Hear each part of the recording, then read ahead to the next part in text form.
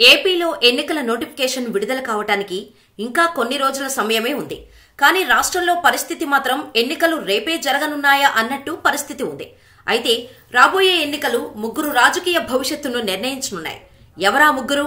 AP politics లో వారి రోలేంటి? ఇక్కడ విచిత్రం ఏంటంటే వీరు ముగ్గురు ఇప్పటివరకు అసలు అసెంబ్లీ ముఖాన్నే చూడలేదు. ఎన్నికలలో గెలుపోటములు సహజం. కానీ పవన్ కళ్యాణ్, నారా లోకేష్, వైఎస్ షర్మిలకు రాబోయే ఎన్నికలు వారి భవిష్యత్తును మాత్రం నిర్ణయించేవి అని చెప్పుకోవచ్చు.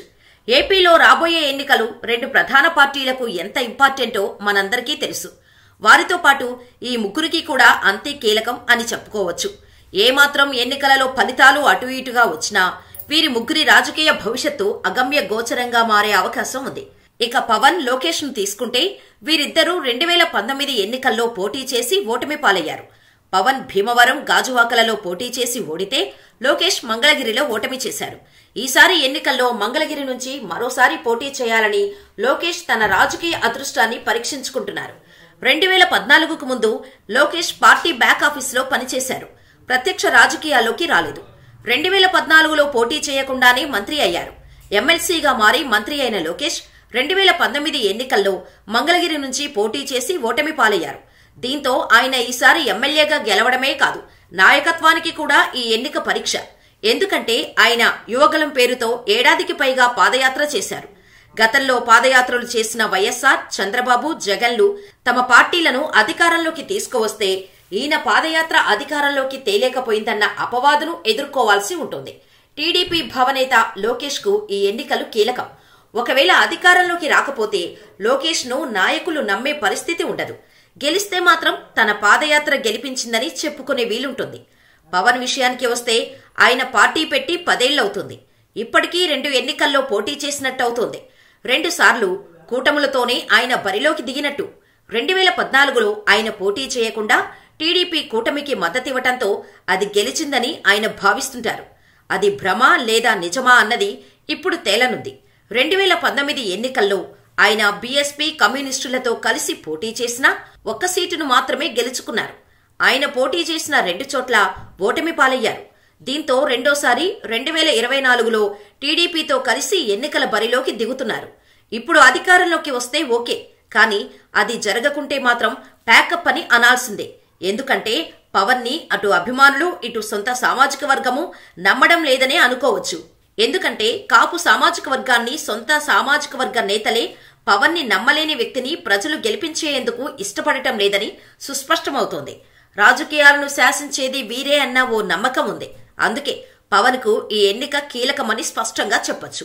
ఇప్పటికే ఎవరు ఎక్కడి నుంచి పోటీ చేయాలన్న అంశాలపై ఓ క్లారిటీ వస్తున్నా పవన్ మాత్రం తేల్చుకోలేకపోతున్నారు.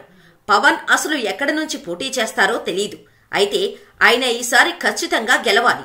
అంతేకాదు తనతో పాటు పార్టీకి కూడా చెప్పుకోదగిన సీట్లు సంపాదించాలి.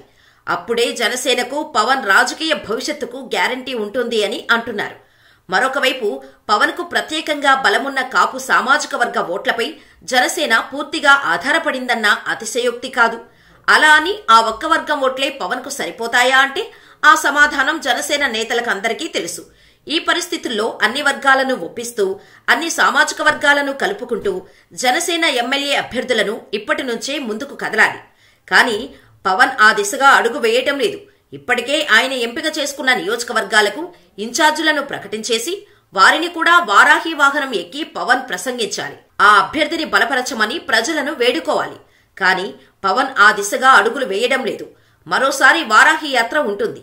అప్పుడు అభ్యర్థులను ప్రకటించి ఆ వాహనం ఎక్కించుకుంటారు అని అనుకుంటే అది జరిగే పని కాదనేది బలంగా వినిపిస్తున్న మాట. అంతేకాకుండా పవన్ చంద్రబాబు చేతిలో కీలు బొమ్మ అన్న ముద్ర పడిపోయింది. అంతేకాకుండా ప్యాకేజీ స్టార్ అన్న మాటలు కూడా విస్తృతంగా వినిపిస్తున్నాయి. వీటి నుంచి ఎంత త్వరగా బయటపడితే పవన్ రాజకీయ భవిష్యత్తుకు అంత మంచిదని రాజకీయ విశ్లేషకులు అంటున్నారు.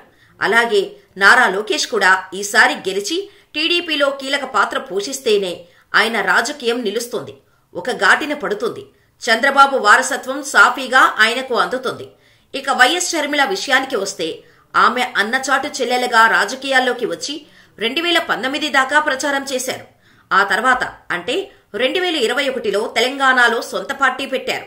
గతేడాది చివరిలో జరిగిన తెలంగాణ ఎన్నికల్లో పోటీ చేయకుండానే పార్టీని విలీనం చేసి ఏపీ కాంగ్రెస్ బాధ్యతలు స్వీకరించారు. ఇది నిజంగా ఆమెకు టఫ్ జాబ్. కాంగ్రెస్ ఏపీలో దయనీయ స్థితిలో ఉంది. అయినా సరే షర్మిల గెలవాలి, ఒక ఎమ్మెల్యేగా అయినా. అదేవిధంగా తనతో పాటు ఒకరో ఇద్దరో కాంగ్రెస్ నేతలను ఎమ్మెల్యేలుగా గెలిపించుకుంటేనే ఆమె రాజకీయ జీవితం కొనసాగుతోంది. లేకపోతే ఇబ్బందులో పడుతుంది. త్వరలోనే జరగనున్న ఎన్నికలు కాంగ్రెస్ పార్టీ కంటే షర్మిల రాజకీయ భవిష్యత్తుకు కీలకం కానున్నాయి. ప్రస్తుతం 100 కంటే తక్కువ శాతం ఓట్లతో ఉన్న పార్టీకి ఎక్కువ శాతం ఓట్లు తీసుకురావటం, వీలైతే ఎమ్మెల్యే స్థానాలను గెలిపించుకోవటం ఆమె ముందున్న పెద్ద సవాల్. అలాగే మరోసారి అధికారంలోకి రావాలని సీఎం జగన్ వ్యూహాలు సిద్ధం చేస్తున్నారు.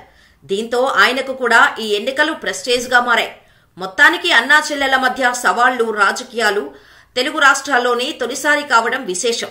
మరి వీరిలో ఎవరు పైచేయి సాధిస్తారో, ఎవరి రాజకీయ భవితవ్యం ఏంటో మరో 2-3 నెలల్లోనే తేలనుంది. మొత్తానికి చూస్తే పవన్, లోకేష్, షర్మిల ముగ్గురూ ఒక విషయంలో ఒక్కటే అని అంటున్నారు.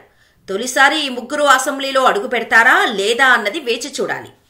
టీడీపీలో చూస్తే అందరికంటే అత్యధిక శాతం అనుభవం కలిగిన నాయకుడు చంద్రబాబు ఉన్నారు. ఆయన ఇప్పటికీ 3 సార్లు సీఎంగా పనిచేశారు. అంతేకాదు ఆయన ఇప్పటివరకు 9 సార్లు ఎమ్మెల్యేగా గెలిచారు. ఆయన రాజకీయ జీవితంలో గెలుపోటములు స్థాయిని ఎప్పుడో దాటిపోయారు. 2024 ఎన్నికల్లో టీడీపీ ఒకవేళ ఓడినా పార్టీని నడిపించే సత్తా చంద్రబాబుకు ఉంది. ఆయన రాజకీయంగా ఇంకా కొనసాగే అవకాశాలు ఉన్నాయి.